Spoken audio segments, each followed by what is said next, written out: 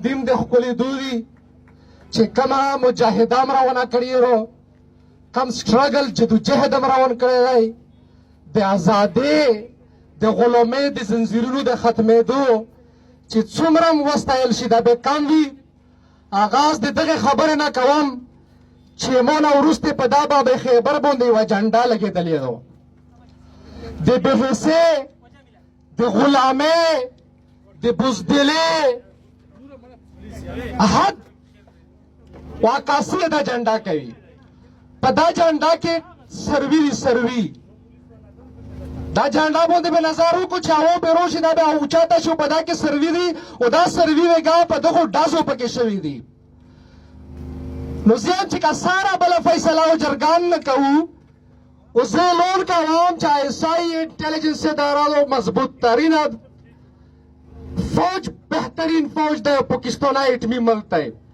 نو که دا دعوې څوک کوي دا دعوې رد کوي صرف دا جنډا چې دلته ایسائی هډ کوارټر دی دا مخامخ، دلته به کرنل هم کینی، دلته به ایس هم کینی او دلته ډي پي او دا یو قسم کینټ دی او په دغه کینټ باندې ویلوړی پاکستاني جنډا چې په ګولو سرویږي. اټ مینز دا چې ناکام ریاست دی. چې دی ناکام ریاست دی چې سړی خپل کور نشي ساتلی، د خپل کور څوکیداران نشي کولی. نو موږ دا اعلان کولی شو چې څوکیدار غال دی.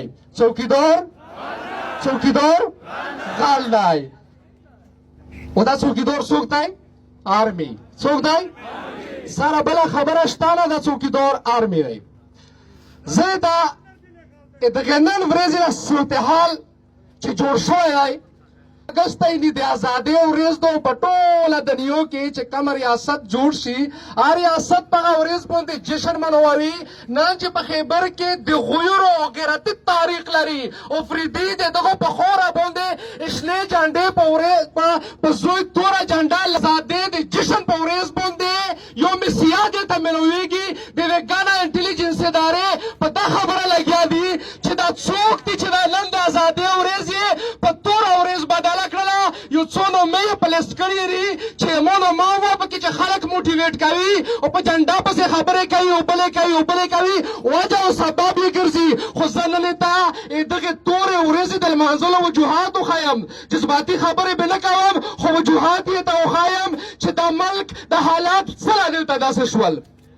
ګورئ موږ په عمل کې دا فوج دی، موږ چې ورته آرمي وایو او دوی چې ځان له پاک آرمي وایي. دغو په کردار یې ته راواچوم، آیني او دستوري خبره یې ته کوم، د بغاوت خبره نه ده، حقیقت په دلیل سره یې ته کوم چې دا آرمي ټول ناول و ګندګیري کوي چې په پالیټکس کې خپل کردار ادا کوي. 34 سال ډایرکټ په پالیټکس کې انوار شول او مل یې اړای ګړای کړو. هغې نه پس به که یا 35-40 سال انډایرکټلي پارټو صاحب ګوتې ووهلې ملک یې تباه کړو. د هغې نه علاوه که بیروکراسي ده، که هغه ملټري بیروکراسي ده، که هغه سیول بیروکراسي ده. زه تاسو وګورو دا ډي پي او ریټایرډ کپټن دی، په نوکرو کې یې یو محسوسه کوټه یې خیرو چې ریټایر سړی پرې راولي او چې په کم زوی کې د مفادات حاصلول وي ولته یې ډپلای کوي او ډپټي یې لګوي. نو په نوکرو کې په ډپارټمنټونو کې په سیاست کې څه ګوتې وایي. عدالت لا یې سوچ وکړه چې چېرته کم سړی دې فیملی دی هغه جج ولګوي او خپلې خوښې رایې او فیصلې پې کوي. هغې نه علاوه په سیاست کې خپل خلک راولي، په سیاست کې ګوتې وهي. دا ټول ما کړی دی، دا موږ له دغه آرمي ګنده کړی دی او همیشګي چې دا ملک په څه شي ټیک شي. هغې جواب زه یې ته په اخر کې ورکوم. هغې نه علاوه موږ دغه آرمي ټولې دنیا ټیکې ما اخیستې دي.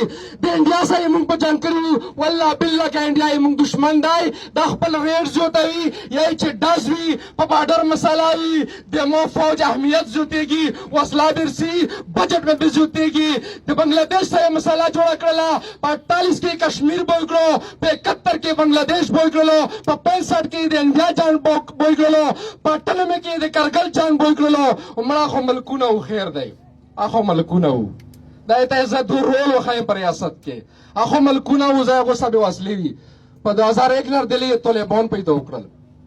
کله چې د رشیا د جنګ پیسې ختم شولې، کله چې د بنگلاديش په جنگ کې کومه پیسې وې کومه ورده او کوم فوجونو لا پیسې ختم شوې په 2001 کې طالبانو نخرا شروع کړل په هر ډیسټریکټ کې په مومندو کې ته وزیرستان پورې طالبان یې پیدا کړل پیسې شروع کړه 24 سال جنگ وشو 24 سال جنگ وشو او نن په دا روډ ته سره نو چې راجګال لا پال خوړې کنه خو نه پرېږدي بل پرون موږ سره نو شو ملګری ویلي چې ولته حالات خراب دي زه دا څنګه پرېیم او ډي سي وی چې زه سوات یم زم داسې وته څلور کوله پاس واپس شوم نور به شو ما ورته وویل چې ما ورته کې فرق دی چې دې څلور کوله پاس واپس کړلی او موږ څوارلسم کول دی چې زه هلته ناست یم نو 14 کوله وشول